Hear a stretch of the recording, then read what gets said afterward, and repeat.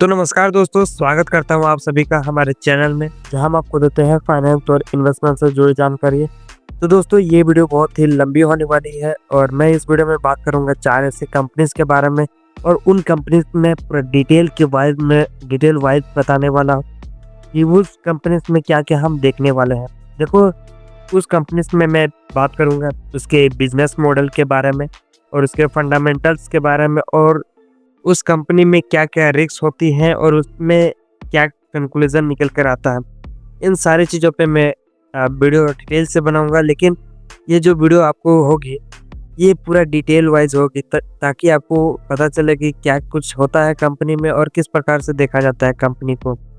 तो अभी जो रिसेंटली अभी जो मैं बताऊँगा जो कि होगी ये वीडियो, वो पूरा डाटा वाइज़ होगी, लेकिन मैं शो तो नहीं कर पाता हूँ, लेकिन इसमें मैं पूरे अच्छी तरीके से मैं आपको बता दूंगा कि क्या कुछ होता है, कैसे होता है और किस प्रकार से किया जा सकता है।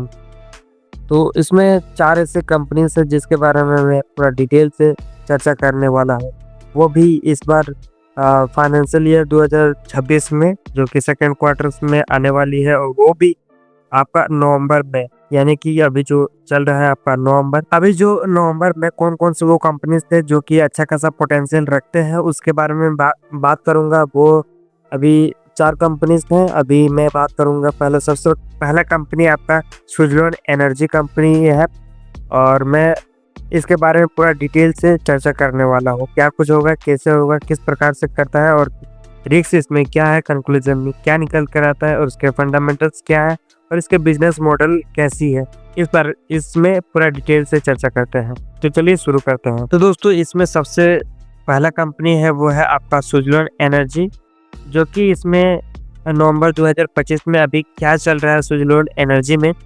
तो अभी जो क्वार्टर रिपोर्ट्स में जो कि स्विट्जरलैंड ने सेकेंड क्वार्टर में फाइनेंशियल ईयर 2026 में बहुत ही अच्छा रिजल्ट ला कर दिया है, जो कि कंसोलिडेटेड पैक्ट 1279 करोड़ रुपए और फिर उसका रेवेन्यू में 85% का इंक्रीज किया है। और ये कंपनी पिछले 30 सालों में सबसे अच्छा परफॉर्मेंस दिया है ये साल, यानी कि 2025 में। इसका जो ऑर्डर बुक है और डिलीवरी, ये बहुत अच्छा है और इसका जो एग्जीक्यूशन बेहतरीन होने की बात आई है, और कुछ रिपोर्ट्स में 6 गीगावाट से अधिक ऑर्डर बुक का जिक्र भी हुआ है, और इससे ये पता चलता है कि इसका फ्यूचर जो है ब्राइट नजर आ रहा है। तो दोस्तों, अब इसके बिजनेस मॉडल के बारे में बात करेंगे। तो इसमें जो स्विट्जरलैंड विंड टरबाइन और उससे मिला जुला टंकी सॉल्यूशन जैसे कि इपिक ऑपरेशन एंड मेंटेनेंस और टरबाइन पार्ट्स की सप्लाई में एक्टिव है, और इसके जो रेवेन्यू कहाँ से जनरेट करती है इसके बारे में बात करेंगे। तो ये अभी टरबाइन सेल्स में करती है, यानी कि टरबाइन को बेचकर पैसा कमाती है।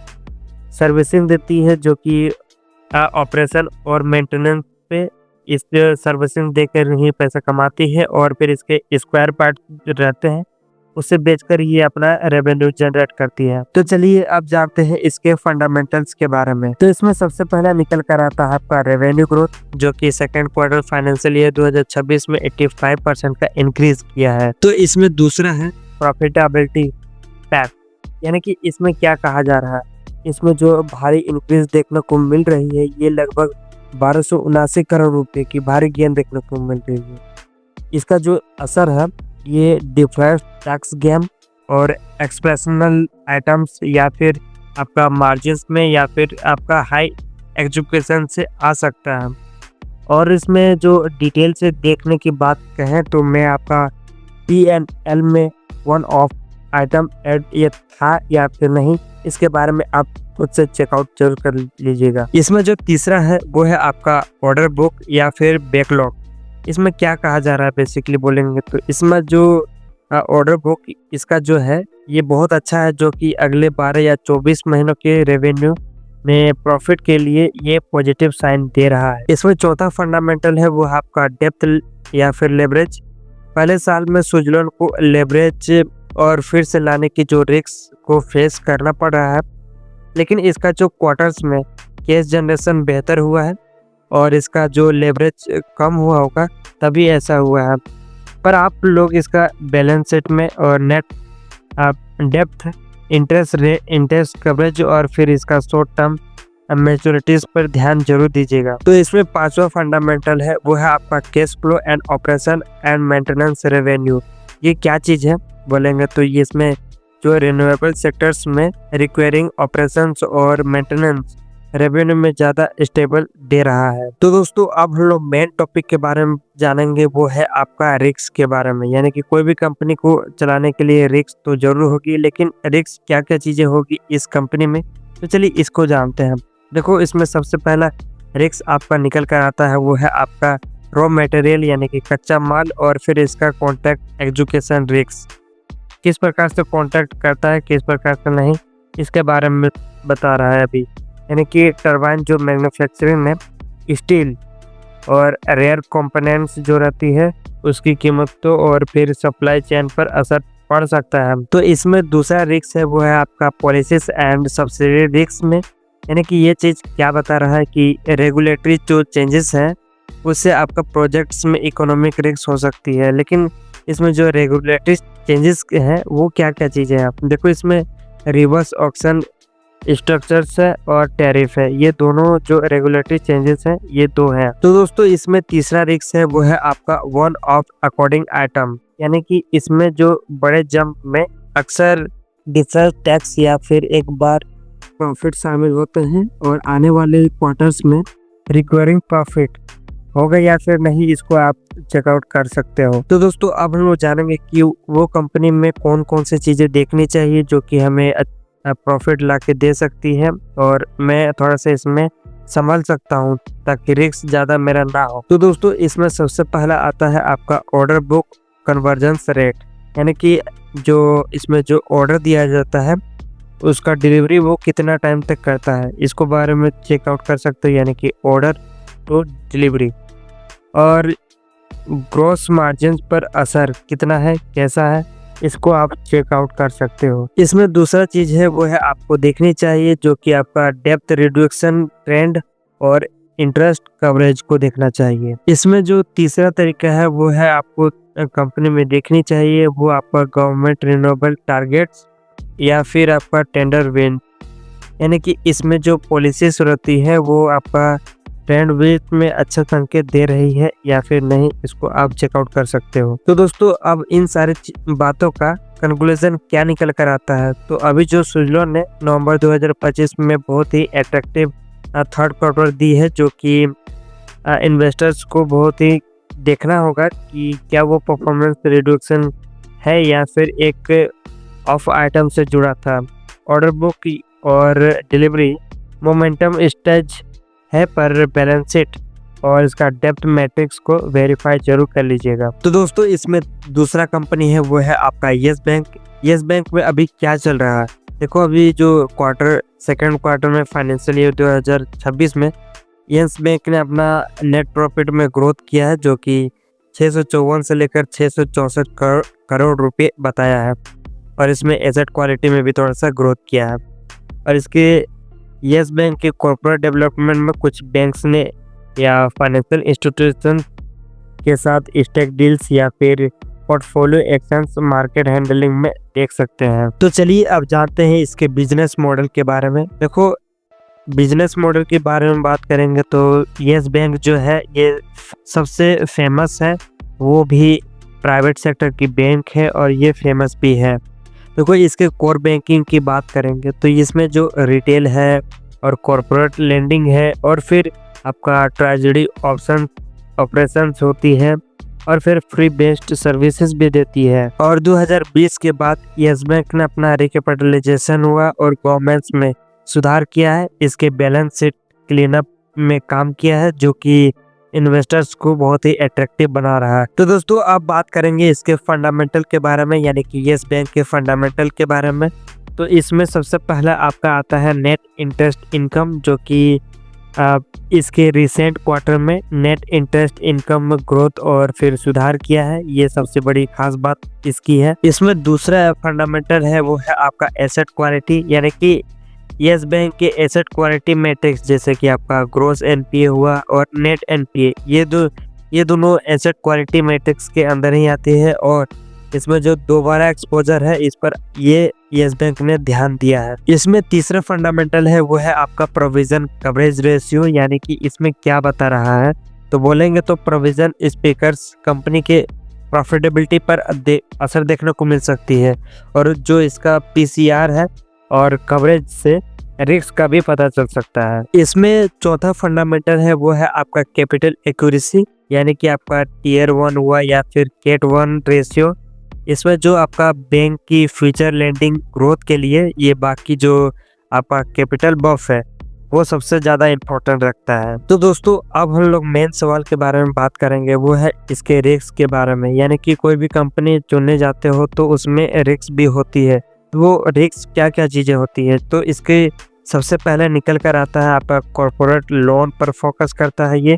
तो चलिए इसको थोड़ा सा समझ लेते हैं, तो ये कैसा है, क्या है और क्या काम करती है थोड़ा सा कॉर्पोरेट लोन पर फोकस। तो चलिए थोड़ा सा इसको भी डिस्कस कर लेते हैं। जो कि कॉर्पोरेट लोन है, जो कि आपका लार्ज कॉर्पोरेट एक्सपोजर्स में स्ट्रेस आना बैंक के लिए थोड़ा सा रिस्की हो सकता है। तो आप जानते हैं इसके दूसरे रिस्क के बारे में, जो कि आपका इंटरेस्ट रेट इन्वायरमेंट के अनुसार होता है, जो कि आपका जो आरबीआई की मॉनेटरी पॉलिसीज है उस पर असर पड़ सकता है। और अगर जो डिपॉजिट कॉस्ट बढ़ते रहेगा ना ऐसे ही, तो आपका जो मॉनेटरी पॉलिसीज है वो एक्सक्यूज हो सकता है। इसमें तीसरा रिस्क है वो है आपका रेपुटेशन या फिर डिपॉजिट फ्लाइट रिस्क, जो कि 2020 के बाद अभी जो यस बैंक ने अभी 2020 के बाद जो गवर्नेंस में सुधारा है, यानी कि थोड़ा सा उसका वैल्यू को और अच्छा बनाया है, फिर भी इसमें जो बैंक सेक्टर में सेंटीमेंट का असर जल्दी देखने को मिल सकता है। तो दोस्तों अब हम लोग बात करेंगे सबसे मेन टॉपिक के बारे में, वो है आपको इस कंपनी में जब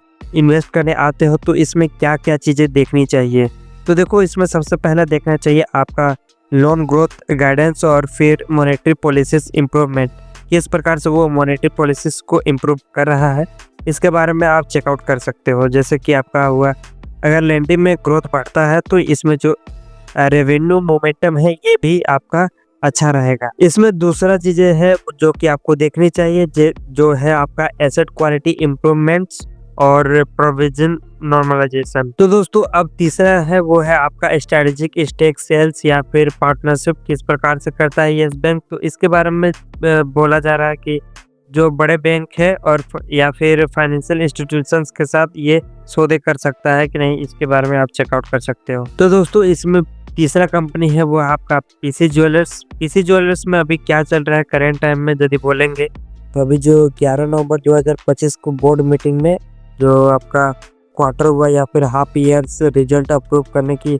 इंटीग्रेशन में ट्रेडिंग विंडो क्लोज करने का नोटिस मिला है।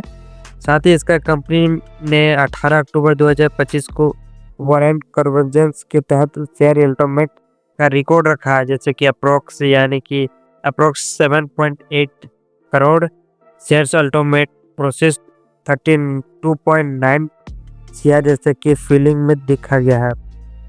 और ये ऐसे कॉर्पोरेट एक्शंस में जिनका गवर्नेंस ओनरशिप पर असर होता है। अभी जो नवंबर के शुरुआत में जो कि पीसी ज्वेलर्स का जो शेयर है वो अभी लो डबल डिजिट में अभी उसका ट्रेंड कर रहा था, यानी कि अभी डबल डिजिट से वो डाउन जा रहा था, यानी कि 10-12% का डाउन में देखने को मिल रहा था। तो दोस्तों अब हम लोग बात करेंगे पीसी ज्वेलर्स के बिजनेस मॉडल के बारे में। तो पीसी ज्वेलर्स हमेशा रिटेल ज्वेलर्स स्टोर से या फिर ब्रांड ज्वेलरी सेल से और कुछ मैन्युफैक्चरिंग या फिर होलसेल्स ऑपरेशंस में एक्टिव है। इसका जो रेवेन्यू लार्ज डिपेंड करता है, यानी कि सबसे ज़्यादा कहाँ पैसा कमाता है ये पीसी ज्वेलर्स। तो इसमें जो आपका है जैसे कि आपका फिजिकल रिटेल में और फिर फुटफॉल में, फेस्टिव सीजन्स डिमांड में जैसे कि आपका दिवाली या फिर धनतेरस में हुआ, और फिर गोल्ड या फिर ज्वेलर्स के मार्जिन पर जैसे कि आपका मेकिंग चार्ज हुआ, इसमें बहुत सारा जनरेट करती है, यानी कि रेवेन्यू जनरेट करती है पीसी ज्वेलर्स। तो दोस्तों अब हम लोग जानेंगे पीसी ज्वेलर्स के फंडामेंटल्स के बारे में, यानी कि क्या चीज़ें हैं जो कि आपको देखनी चाहिए कंपनी में और क्या क्या चीज़ें रहती हैं जिसके तरीके से वो पैसा जनरेट करती है, कैसे करती है, किस प्रकार से अपना मैनेजमेंट करती है, इन सारी चीज़ों के बारे में बताया जाता है। तो देखो इसमें यदि आप फंडामेंटल्स को ही नहीं जानोगे तो आप लोग इन्वेस्ट कैसे करोगे। तो पहले तो चलिए हम लोग जानते हैं कि ये फंडामेंटल्स क्या क्या चीज़ें हैं, उनके क्या क्या चीज़ें देखनी चाहिए, इसके बारे में पूरा डिटेल से चर्चा करते हैं।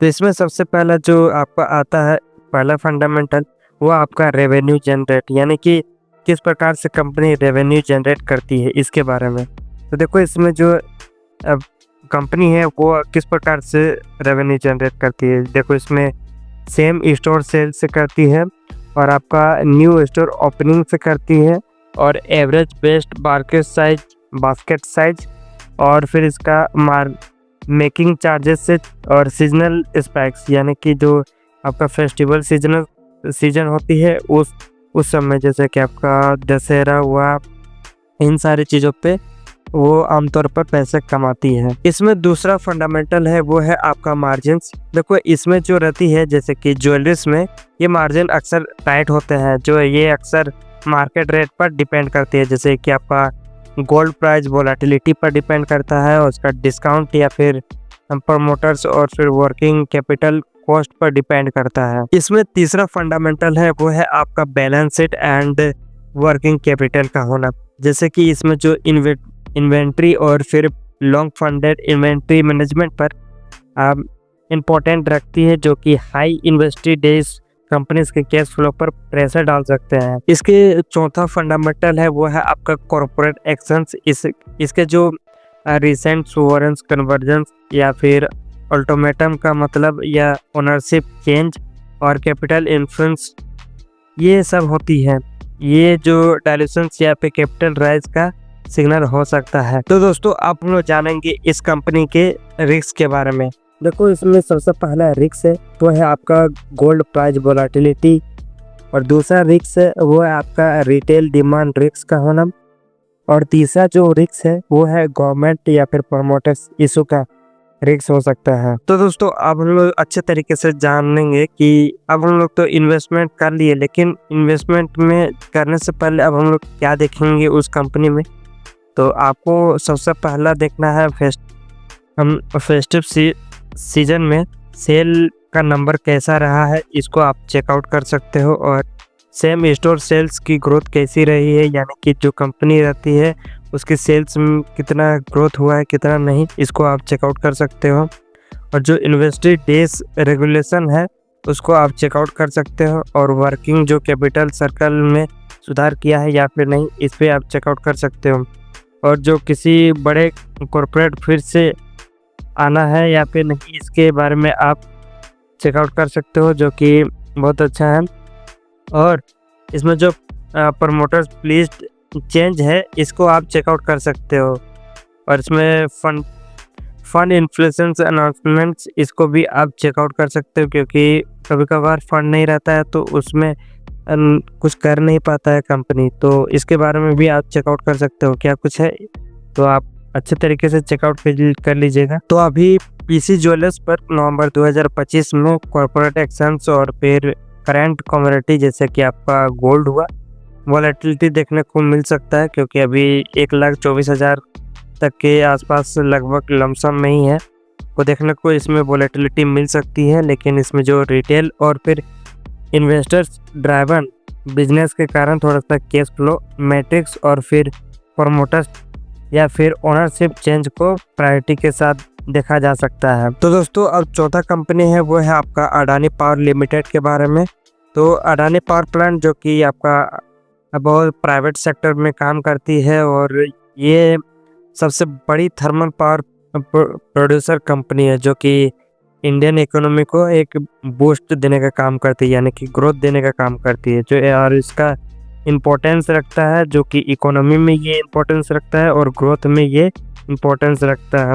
और जो इसका बिजली का उत्पादन रहता है, जो कि बिजली प्रोड्यूस करती है, वो आपका सस्टेनेबल और बहुत अच्छा खासा माना जाता है। तो दोस्तों अभी जो अडानी पावर का जो शेयर है वो है आपका 153.05 रुपीज़। और अब इसके थोड़ा सा फंडामेंटल्स के बारे में चेक करेंगे, तो इसमें जो मार्केट कैप है इसका 2,95,000 442 करोड़ रुपए का है और इसका पीई रेशियो 25.16 है और इसका पीबी रेशियो की बात करेंगे तो ये 5.05 है और इसका इंडस्ट्री के बारे में बात करेंगे तो 23.74 है। बाकी ये बहुत अच्छा है और इसका आरओई की बात करेंगे तो ये 20.58% की है और इसका ईपीएस 6.09 है और डिविडेंड इसका 0 है और बुक वैल्यू इसका 30.31 है और इसका फेस वैल्यू 2 है। और आज का जो प्राइस था, जैसे कि कितना हाई गया कितना लो गया आज का, मतलब टुडे, यानी कि आज आपका डेट है 7th, यानी कि आपका ये लो कितना गया था, यानी कि 150 गया था, 0.85 रुपीज़ तक गया था और हाई कितना तक गया था, यानी 179 रुपीज़ तक हाई गया था। और इसका 52 वीक लो की बात करेंगे तो ये 86.4 रुपीज़ था और ये हाई की बात करेंगे तो कितना तक हाई गया होगा साल भर में, और साल भर में कितना लो तक गया होगा ये तो बता दिए कि 86.4 था और कितना हाई तक गया था वो है आपका 82.7 रुपीज़ तक ये हाई गया था।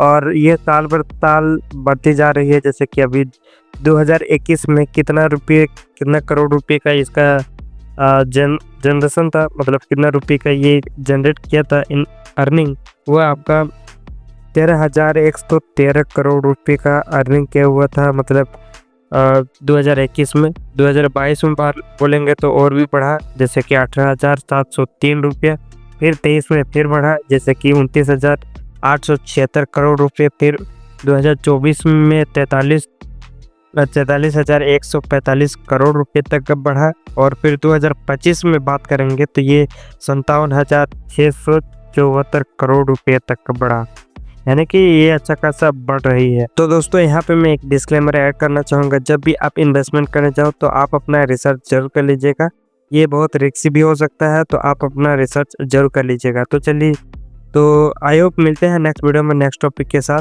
तब तक के लिए धन्यवाद। और हाँ, आप कमेंट बॉक्स में ज़रूर बता सकते हैं कि आपको ये वीडियो कैसी लगी। तो मिलते हैं नेक्स्ट वीडियो में, धन्यवाद।